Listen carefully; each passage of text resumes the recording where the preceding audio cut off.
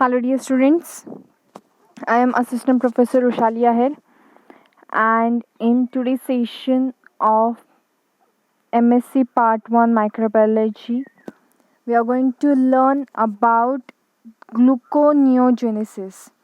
In our previous session, we have already started with the glycolysis cycle, in which we have completed all the steps included in the glycolysis. And in today's session, we'll deal with gluconeogenesis. Now, gluconeogenesis, it is the synthesis of glucose from non-carbohydrate precursors. Gluconeogenesis, generally it is a universal pathway which is found in all the animals, plants, fungi and microorganisms. From any non-carbohydrate compound, a glucose molecule is produced, and this whole process of synthesis or production of glucose, it is known as gluconeogenesis. If we know about the site of gluconeogenesis, generally in higher animals it occurs in livers in very small extent in the kidney cortex, and there are various precursors of this process. Generally, these precursors of glucogenesis are lactate, pyruvate, glycerol, citric acid, intermediates, and some of the amino acids like lysine and leucine are the only amino acids that are not substrates for glucogenesis.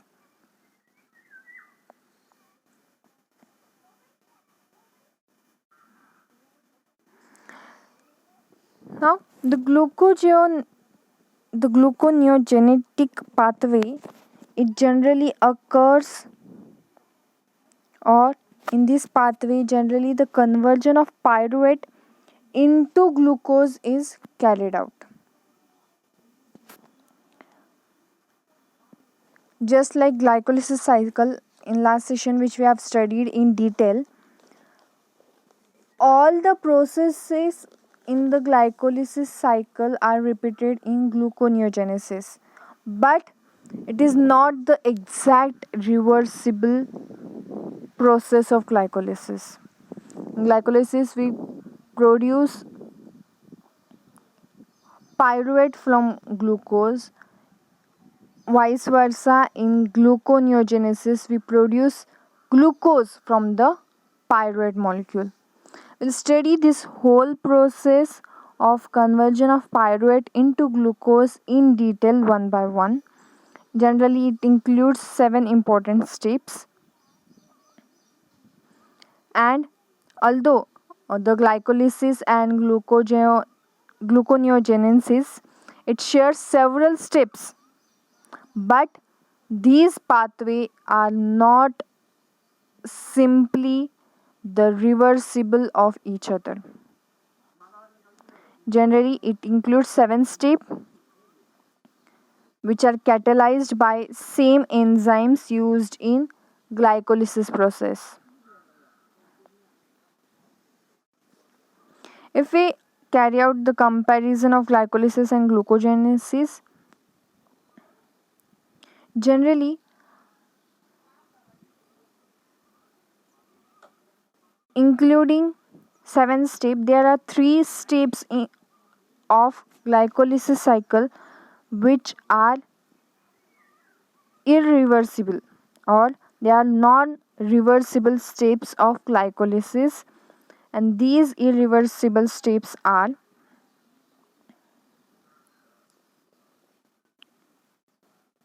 conversion of pyruvate into phosphoenol pyruvate,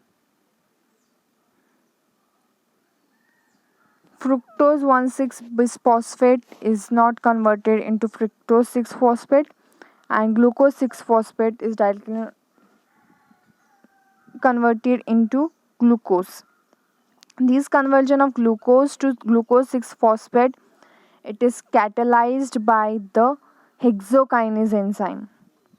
And then the conversion of fructose 6 phosphate to fructose 1,6 bisphosphate, it is carried out with the help of enzyme phosphofructokinase, and the conversion of phosphophenol pyruvate to pyruvate is carried out with the help of pyruvate kinase enzyme. See, here you can see the complete conversion of, or the comparison of, glycolysis and gluconeogenesis.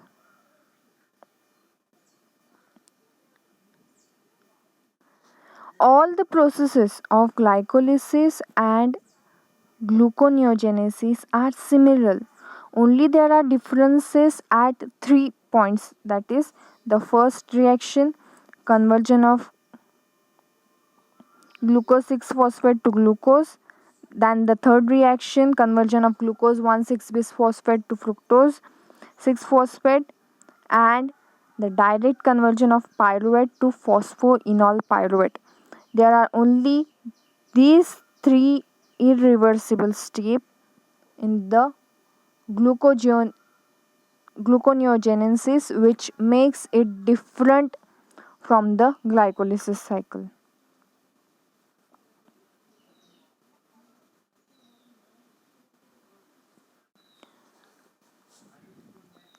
If we consider these three irreversible process, that is conversion of pyruvate to phosphoenol pyruvate, there are two enzymes that catalyze the reaction for the bypass of pyruvate kinase reaction. That is, pyruvate cannot be converted directly to phosphoenol pyruvate. This conversion, it requires two reactions which serves to bypass the irreversible pyruvate kinase step of glycolysis. The energy barrier involved in phosphorylated pyruvate to phosphoenol pyruvate, it requires the expenditure of too much energy bonds. So, the first reaction for bypass of pyruvate kinase is the conversion of pyruvate to oxaloacetic, which is catalyzed with the help of enzyme pyruvate carboxylase. Here you can see the enzyme pyruvate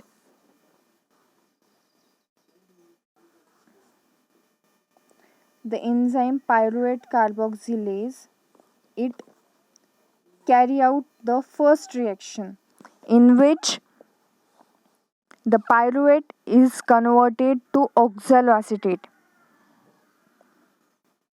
Then the second reaction, it is carried out. This second reaction is for the bypassing the pyruvate kinase, is the conversion of oxaloacetate to phosphoenol pyruvate, which is catalyzed by phosphoenol pyruvate carboxykinase enzyme. So, these two reactions are required for the conversion of pyruvate to phosphoenol pyruvate, which bypass or which directly carry out this conversion, which is different from the glycolysis cycle.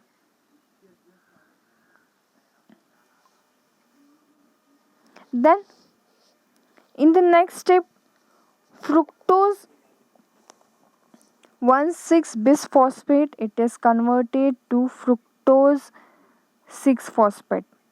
As we have already discussed that there are three bypass steps, in which the second or the next step was conversion of fructose 1,6 bisphosphate. These In this, fructose 6 phosphate is formed when 1,6 bisphosphate by hydrolysis of phosphate ester at first carbon location. In diagram here you can see at the first carbon location the hydrolysis process it is carried out,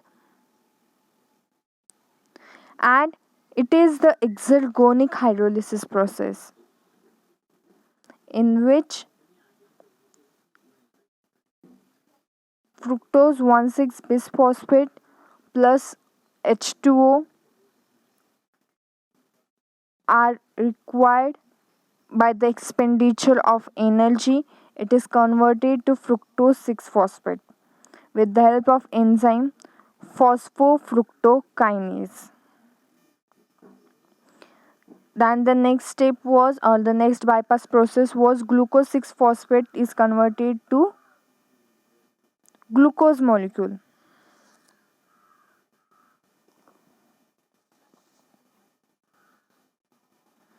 In this, glucose is formed by the hydrolysis of glucose 6 phosphate in a reaction which is catalyzed by glucose 6 phosphate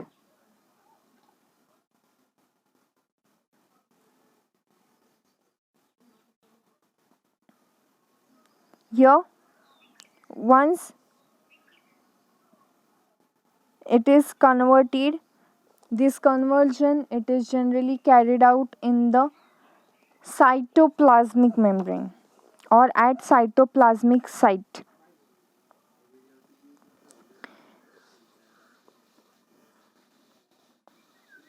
So, except these three bypass process, whole the glycolysis process is completed in the reverse direction in the gluconeogenesis process. Here you can see the complete summary of gluconeogenesis pathway, or here is the pathway of the gluconeogenesis, in which you can see the downward arrow shows the glycolysis process and upward arrow it shows the gluconeogenesis process. The blue color in the diagram, it shows the enzymes used in the glycolysis cycle, and the red color names, it indicates the enzymes used in the gluconeogenesis cycle.